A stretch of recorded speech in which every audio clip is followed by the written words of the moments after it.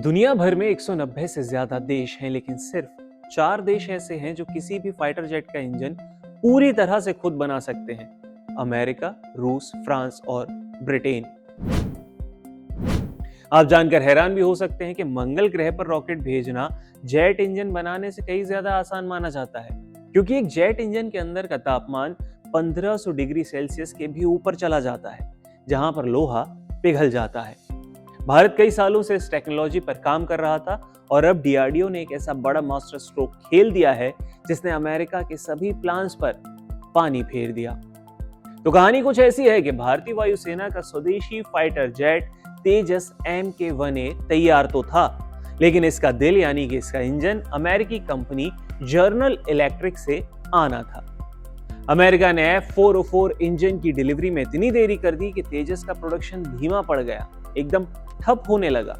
America को लगा था कि इंजन्स की सप्लाई रोककर या डिले करके वो भारत की स्पीड को कंट्रोल कर लेगा, लेकिन रक्षा अनुसंधान एवं विकास संगठन डीआरडीओ और उसकी lab GTRE gas turbine research establishment ने चुपचाप एक ऐसा गेम चेंजर प्लान तैयार कर लिया जिसे देखकर अब ग्लोबल डिफेंस एक्सपर्ट्स भी हैरान हो चुके हैं।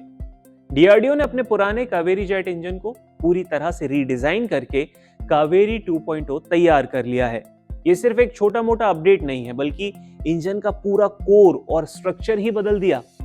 पुराना कावेरी इंजन सिर्फ 49 से 52 किलो न्यूटन का थ्रस्ट पैदा कर पाता था, जो एक मॉडर्न फाइटर जेट को उड़ाने के लिए पर्याप्त नहीं था।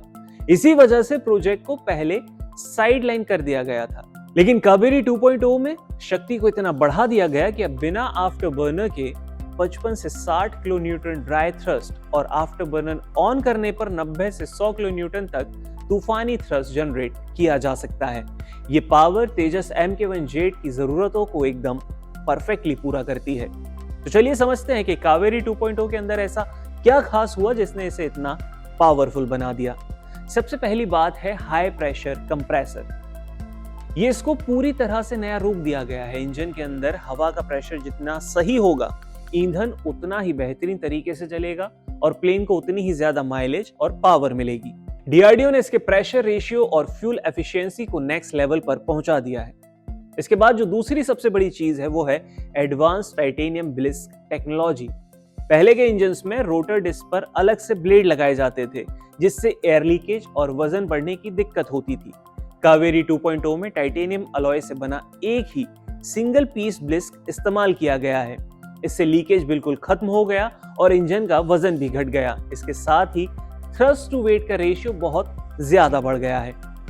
तीसरा और सबसे जो क्रिटिकल पार्ट है वो है single crystal turbine blade. Engine का टरबाइन वो जगह है जहां सबसे ज्यादा गर्मी पैदा होती है। साधारण मेटल इतने ज्यादा टेम्परेचर पर पिघल जाते हैं या उनमें क्रैक आ जाते हैं, लेकिन सिंगल क्रिस्टल ब्लेड एक खास टेक्नोलॉजी से बनते हैं जिनमें कोई मॉलिक्यूल ज्वाइंट नहीं होता। ये भयानक गर्मी और प्रेशर को आसानी से झेल सकते हैं, जिससे इंजन की लाइफ और उसकी परफॉर्मेंस दोनों ही बढ़ जाते हैं। और दिलचस्प बात यह है कि कावेरी 2.0 सिर्फ कागजों पर या लैब में सीमित नहीं है। इसका ड्राई वर्जन यानी बिना आफ्टर बर्नर वाला भारत के गुप्त और सबसे घातक स्टील्थ कॉम्बैट ड्रोन घातक में पहले से ही सफलतापूर्वक इस्तेमाल हो रहा है और उसे पावर दे रहा है, यानी टेक्नोलॉजी पूरी तरह से टेस्टेड है और हिट भी।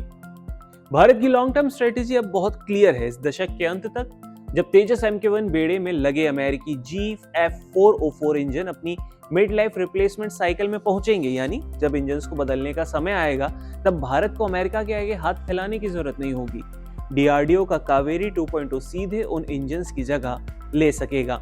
अमेरिका की सप्लाई चेन पर निर्भरता खत्म होने से भारत के दो बड़े फायदे होंगे। पहला है विदेशी प्रतिबंधों और इंटरनेशनल जियोपॉलिटिक्स का हमारे फाइटर जेट्स पर तो कोई असर नहीं पड़ेगा, और दूसरा अरबों रुपए का जो रक्षा बजट विदेशी कंपनीज की जेब में जाता था वो देश के अंदर ही रहेगा।